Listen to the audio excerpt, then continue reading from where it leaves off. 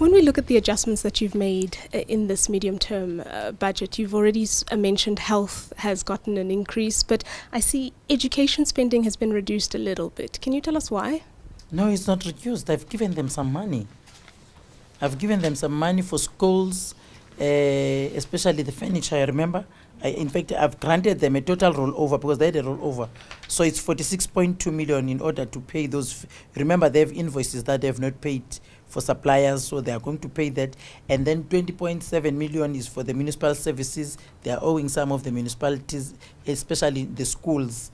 And 25% is for school furniture. 25 million is for school furniture. So I've given them some money. The rollover that was supposed to be taken away, I redirected it again back to them and identified areas now that that money must be used for. So where you have a rollover, I take that money and say, look, in this area, this is what this money must go back. So do this, take this money to this project now. Now it becomes a negotiation.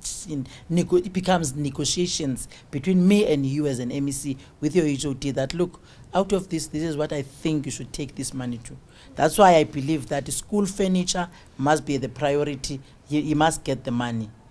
Because January comes, you have seen the number of people that are registered for grade R now in Gauteng and grade 8. So definitely January is going to have a serious problem when it comes to school furniture.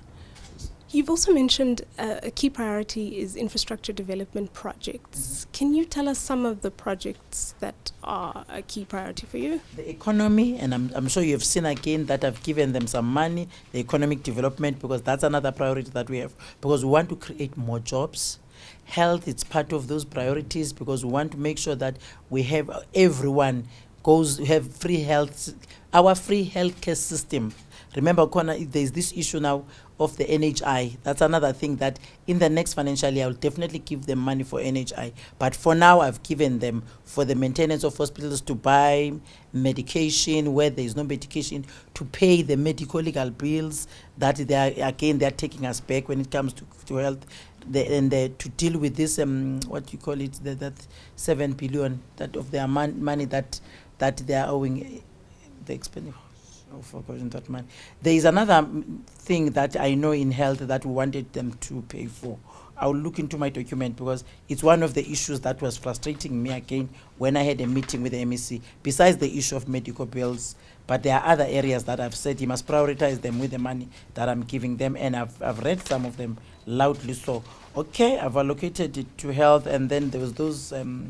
you remember there were even names that, for HIV and AIDS, I've given them money for that. Health professional training and development grant, they didn't have money for that. So I've made the point that they have 33 million that they must use. National tertiary service grant, again, it's coming from the national, that one is 252 million. So I said they must use that money, all of it, and because the rollover that was not spent in the financial year, to pay some of the invoices, because is that one that I wanted to tell you that they've been they are lagging behind when it comes to payment of service providers. So I wanted that money. It must directly go to the service providers that they've not been paying. One of the other things you've mentioned in your speech is that there is commitments from the private sector of up to 800 billion over the next 5 years, which hopes to create 155,000 jobs a year. That's tracking on the annual number of jobs that are created in South Africa at large. How do you see this rolling out? You know why I'm saying that? Because we know that there are companies now that are coming to South Africa. Your Ford, motor from this side of cars, Ford is coming to South Africa. They are going to manufacture buses. I think it's in West Rand now. They want to go to West Rand. They are already in Ekurhuleni. So there are quite big programs that we know that those programs are going to assist us to improve the rate of unemployment in our country. Young people will be part of those that will be employed, because definitely they are going to work with the TVET colleges and get those young ones who are not working, who are unemployed, to ensure that they're the beneficiaries of these projects. But in the 2 investment conferences that I've attended, business people want to invest now in Gauteng.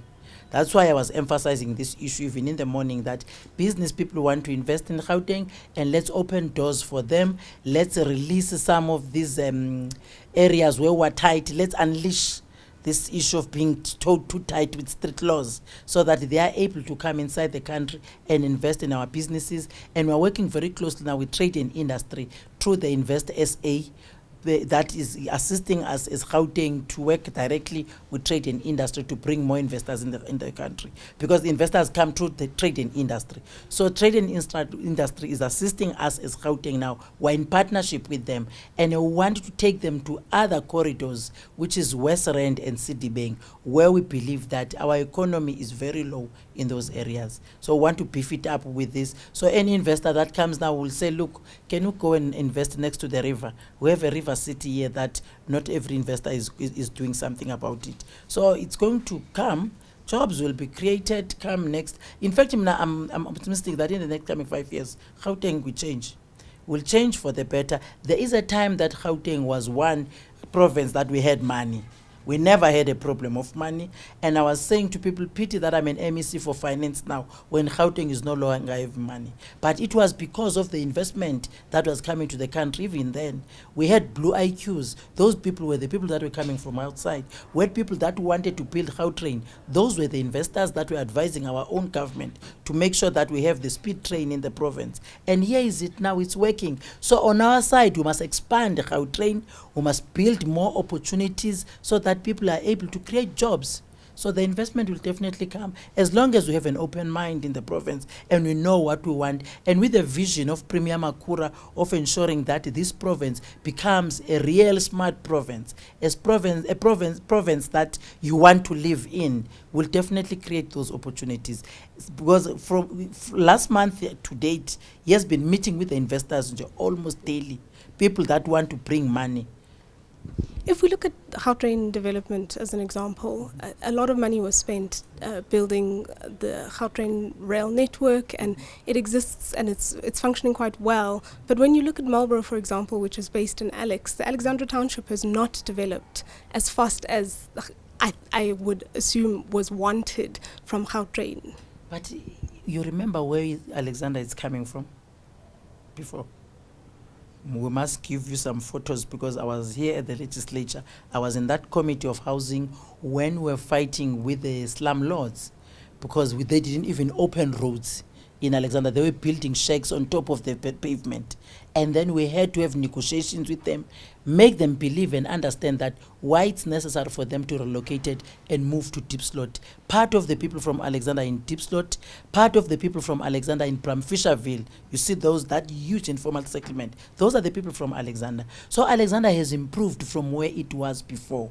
And I'm not saying it's 100%, but we have seen quite a number of achievements that we have done as government, which I think our own government must insist in identifying areas like Alex and change them for the better. Because now, Alex, you can drive freely in the street, unlike what it used to be before, where you will not even walk on the street or drive through in those roads. But I still believe that, as you are saying, Gautrain is developing fast indeed. But let me tell you something. Part of the taxis that are transporting people to the station in Gautrain, they have a contract with Gautrain. I was the chairperson of Roads and Transport when I insisted to Jack van der Merwe, the CEO of Transport, that don't take buses only, have taxis that must transport people from Alexander and other neighboring townships to the Gauteng station, but you must pay them. He's got a contract with them even now. There are taxis that have a contract with Gautrain. So which means that at least Gautrain, it's not only benefit those specific people, it benefits even the people from Alex through that process of that transport mode, which is a taxi that they are using. I even said to Jack, if you say their taxis are old, make new taxis for them, so that they are able to transport people, because we need them to be the beneficiaries, including buses, Gautrain buses. Those buses they were not coming to the city center.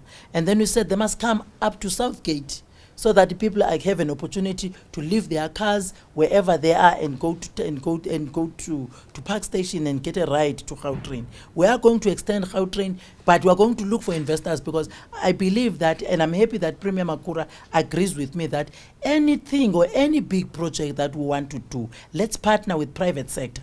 We're not going to do these big things alone. That's why I'm optimistic that to you it's going to happen, because it's not going to come from the Gauteng PES. Gauteng PES will be there just to facilitate the processes, but big businesses must assist us. We are going to build Kopano now, the government precinct. It has been approved by National Treasury, and we want business people to assist us to build Kopano. We are going to change the whole city center once we have those government buildings that are going to be well maintained and make sure that everyone wants to be part of Gauteng. So we are going to make sure that we change this province and change it for the better. And I know we're not going to stop.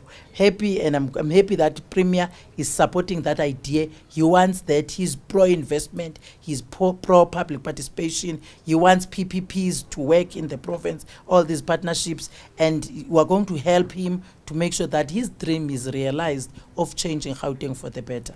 Speaking of transport and Gauteng and roads, you made no mention of what's going to happen with the e-tolls in your MTPBS. I am not going to say that, and I've been telling all the journalists that one, it's not my area.